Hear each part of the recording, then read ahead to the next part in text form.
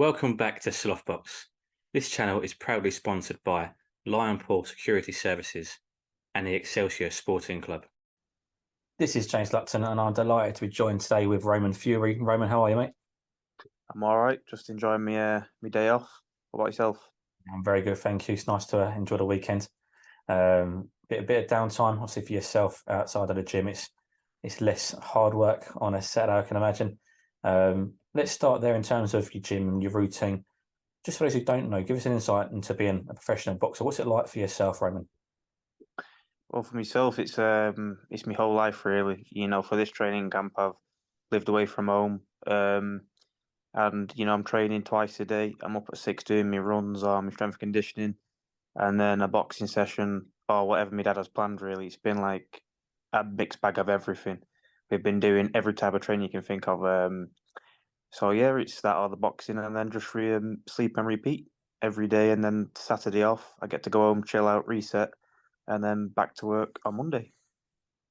What's that like? Obviously, for yourself, you look at the end goal. It's that determination, that motivation, that drive, and the end goal yourself where you want to get to.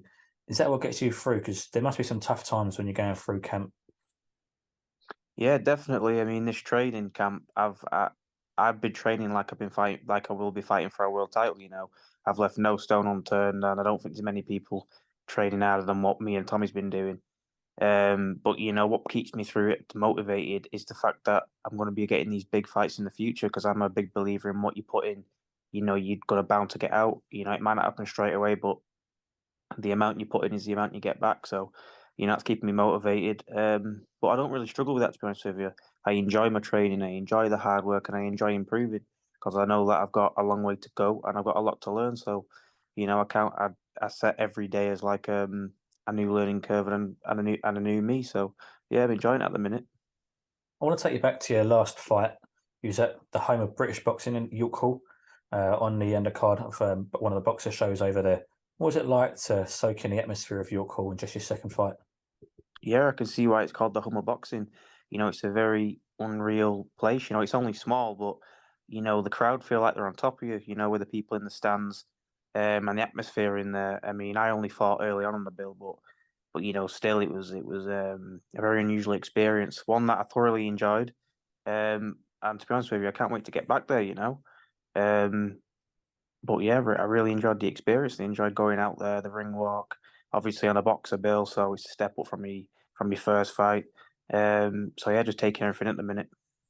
What was that like, that switch between the small hall show and then the show with all the production and all the lights and the rigs, etc.? What was that like? Yeah, obviously it was a big thing. I went to do the weigh-in, and I just remember going up on stage, and I couldn't see nothing but a load of lights from the cameras. And obviously that take me back a little bit because I was obviously not used to anything like this.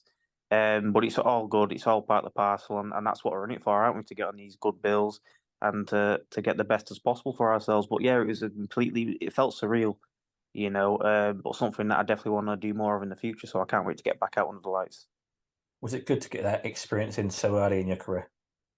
Oh yeah, definitely. Don't get me wrong. I feel incredibly lucky, and that I've been given such a good opportunity so early on in my career, having such not a lot of amateur experience. I've had none actually, so I feel very lucky. But I'm trying to soak it all up and learn on every fight, and that's what I'm gonna do.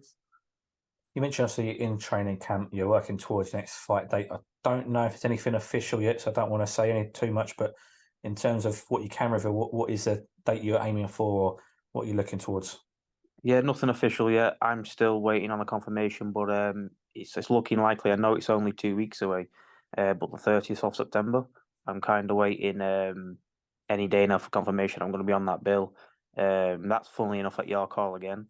So I didn't think I'd be back so soon, but I'm not complaining. But if that doesn't happen, then I've got a couple of others lined up on 10th of November. I'm not sure what card that is, and then one in December. My manager's trying everything to get me on, these shows, so I'm just waiting to hear back. But the way I see it, I've definitely got a fight coming up, so that's what I'm camped for. With these other potential dates, you only mentioned the 30th of September. I know that's another boxer card. The other Yeah. ones November, December. Are they boxer cards also? You're looking to get out on these shows with these production shows? Yeah, basically whatever shows I can get on, whatever experience I can get, I'm more than willing to do it. If it's going to be the boxer shows, the misfit shows, or anyone else that's interested, I'm 100% willing just to get out there as much as possible. I'm going to grab whatever I can get, to be honest with you. So yeah, I'm just waiting to hear back. You mentioned that you grab whatever you can take. That's the right attitude to have. As an early, a novice in terms of your pro career. You've got to stay active. You've got to take the opportunities when they come to you, and you've always got to be ready for these opportunities. What do you say to those who don't stay ready? Those who will just wait for a phone call, then start a 6, 8, 10, 12 week camp. Those who aren't ready straight away to take a phone call at a drop of a hat, like you say, 2 weeks time potentially. What do you say to those guys? Yeah, I mean, they're only doing themselves no favors, I mean, if I'm not training, I'm not doing anything, and I don't see that time as productive. I see it as wasting time. So for all them guys, I just say keep in the gym because it's good for your mental health. It's good for everything staying ready. Because like you say, you never know when the phone rings, and what do you want to do? Say no because you've been, being lazy and not committing to your job. That's what it is, isn't it? It's our job. Just like someone goes into the office, it's our job. So we've got to be ready all the time, I believe, and that I think if more people did that don't, they get more out of it and more opportunities would come. So just stay ready and get in the gym because where I see what else are you doing? You're just wasting time, aren't you? We talk about staying ready.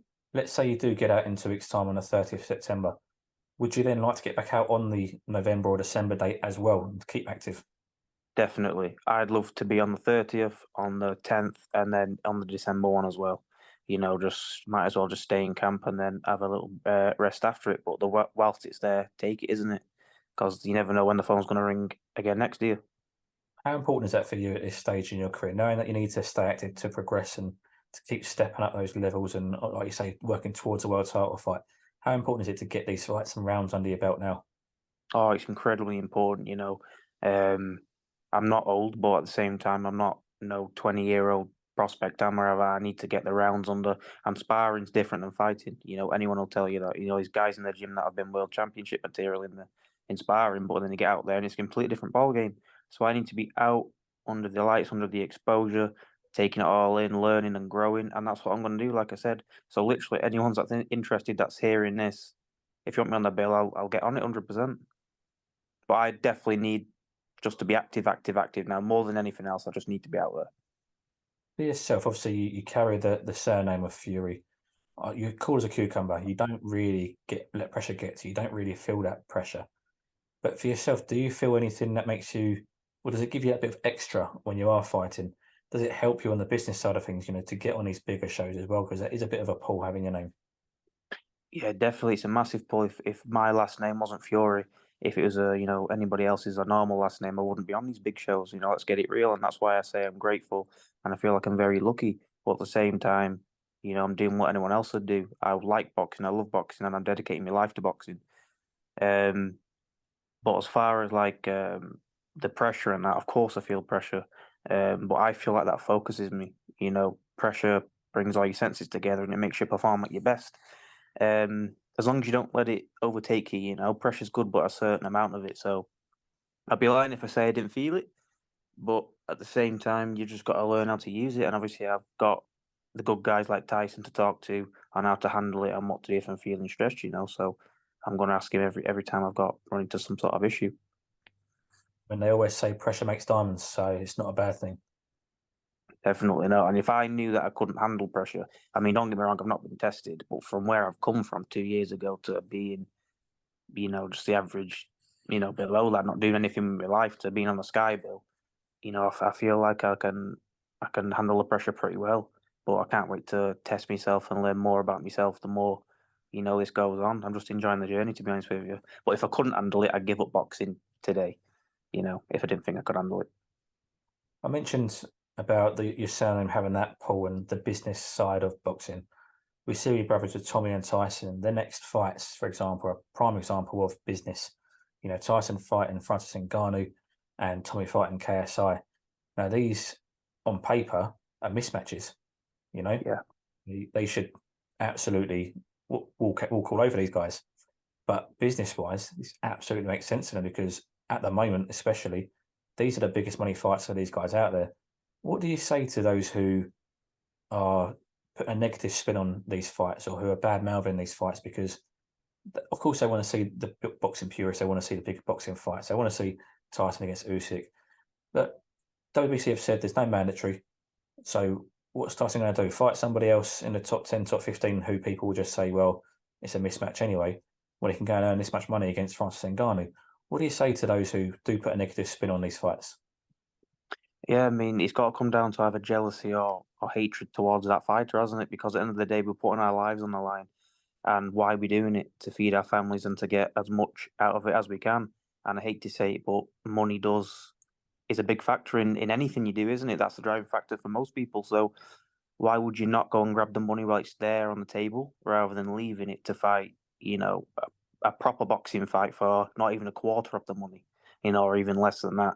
There's always going to be time for Usyk. Like you said, Tyson won't be doing anything now anyway because that fight's tied up.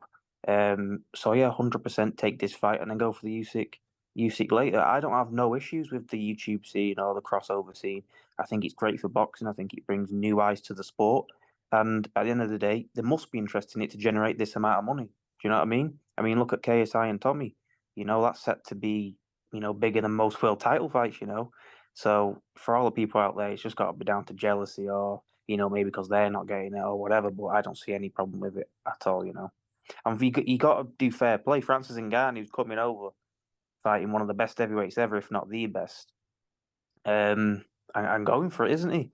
And Tyson being Tyson in that fight, he could say, "All right, I'm going to give back to the fans and go for an absolute tear up," because you know what you like, don't you? So, it could go anyway, but very exciting. I'm looking forward to it. Being so close to the business side of it, what have you learned from your brothers and seeing what they do with their careers? Yeah, you've got to negotiate. You've got to know your worth and know what you can get out of the sport and be confident in that. Um, but I'm still learning a lot. I don't know nearly anything about it, so I'm kind of just being guided by my father and my manager, and just going with the flow really because I trust in them and on what they're going to do with me. So I'm just training and focusing on that really. Some people have said on social media, and we know what social media is like, is full of trolls. Can be a cesspit at times. A lot of Yeah. people say with Tommy, especially because he's gone down this crossover and the influencer route, that he has no real ambition for world titles and to get to the very top of the sport. For yourself, if you was offered next a fight on a Misfit show, and it was very good money and it made sense to you, would you go and take that? And do you feel that would dent your ambitions for world titles? No, I don't think it would at all. Because at the end of the day, what's in your heart and what you want to do, nothing's going to stop that. If you set out, and I know Tommy set out when he first started boxing to be a world champion, just like I want to win titles. It's all right taking these good money fights. If one got offered to me tomorrow, of course I'd take it. But I'll get that out of the way, and then there's always time to go back on the traditional path. Especially for Tommy, how old? He's only 24 years old. He's already had one massive money fight, and he's potentially got quite a few more, and he can have all that done by before he's 30. Do you know what I mean, or even late 20s? So I think there's always time to do that. And me knowing Tommy and looking at him in the gym and talking to him, I know for a fact he wants the titles. Because you can have all the money in the want, but it comes down to the record books, doesn't it, and history. And when you're long, dead and gone, that's what people look at, don't they? They look at what you've achieved, not how much money you've had. So speaking to him, I definitely know that he wants to, get them titles eventually. And just finally, I want to talk about your two brothers there. So with Tommy, we mentioned just then, how's he looking in the gym? Obviously, they're both fighting in October. As I mentioned, KSI is the opponent. On paper, it's a mismatch. Tommy should walk all over him, but he's still got to train for what's in front of him. He's still got to train as if it's a world champion against him because he's got to have that mindset as a fighter and that mentality. How is he looking in the gym? Yeah, he's looking, better than ever. And I did the Jake Paul camp with him as well. But it just seems like this one, we've even stepped it up another notch.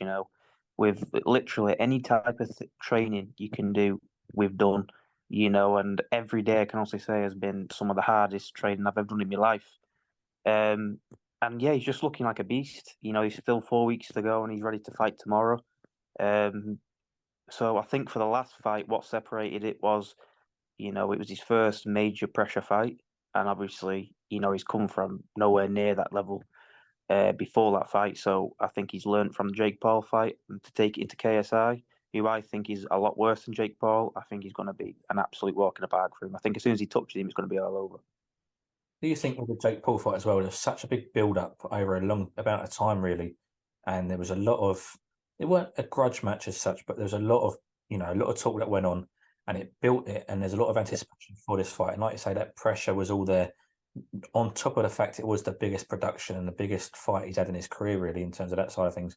Did that have a factor? And will that help in this fight? Because one, he's used to it now, and two, there's not really as much bad blood between KSI and Tommy. Yeah, exactly like you said, that was 3 years in the making. The build up and he was pullouts and all the rest of it. And he knew if he would have got beat that night, his career's over, and he pretty much would have been a laughing stock, wouldn't he? Let's have it right. So, I think he did tremendously well to handle all that pressure. Being on the Saudi bill as well, and having everything to deal with. So I think he's going to take that into the KSI fight, and you're going to see a very vicious knockout. I feel. I'd be very shocked if it went more than a round. Because I've seen him inspiring. The man hits incredibly hard. For the weight of him. So yeah, I can't wait. And then with Tyson, obviously, again, Ngannou, it's a crossover for him. Obviously, a very, very powerful man in the UFC. One thing I always like to point out as a fact in the UFC is, I think, 4-ounce gloves. And obviously, they're a lot bigger and a lot more padded, etc. And they're fully, fisted gloves as well in boxing. How much of a difference and how much will that take away from Ngannou? Because if that's all his arsenal really that he can do is his powerful punching, how much of that is being taken away from the boxing gloves? Yeah, one thing I'll say about Ngannou is he's very strong, isn't he? He comes from that UFC, so the grappling's going to be good. So I think he'll be able to wrestle with Tyson all night. But with the bigger gloves on and all the rest of it, I think it's only going to go into Tyson's favor, isn't it? Because it's his sport, and all he'll be looking for is the one big blow, isn't it? So we'll have to see how it goes. Tyson's a showman. He likes to. He's a big character. He's a very big personality, and he's fantastic for the sport. Mm. His sort of fight is his bread and butter because he can sell this. He's got a crossover from the UFC fans as well with Ngannou, and he can ruffle a few feathers over because they're going to support their man in Ngannou. Do you feel that after this fight, obviously, assuming that Tyson is victorious, that he can bring over some of the UFC fans and some of Ngannou's fans onto his fan base? Yeah, definitely. Looking for a business decision, I think it's very clever. He knows that he's going to be getting a hell of a lot of different eyes on on him now. Because Ngannou brings that. He was the heavyweight world champ, one of the baddest heavyweights of all time, isn't he?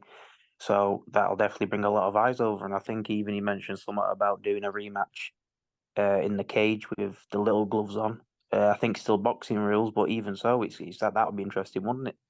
To have them little gloves on in the cage, it's somewhat different, isn't it? So I think from a business point of view, it's a very clever decision indeed. Because that's what you want to do. You want to grow all the time, and he has pretty much all the boxing fans now.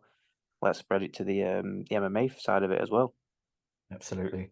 The very last question, Roman. You mentioned earlier he's one of the best heavyweights of all time, if not the best. A lot of people feel like he should fight Usyk now, and if he defeats him, that cements it almost that he is the best heavyweight of all time. Do you think he needs the Usyk fight, or does Usyk need Fury more? I think I think Usyk needs Fury more. Tyson's proved himself. He's fought, in my opinion, the second best heavyweight out there in Deontay Wilder 3 times, and I think he stops every other heavyweight there is, to be honest with you, in the division.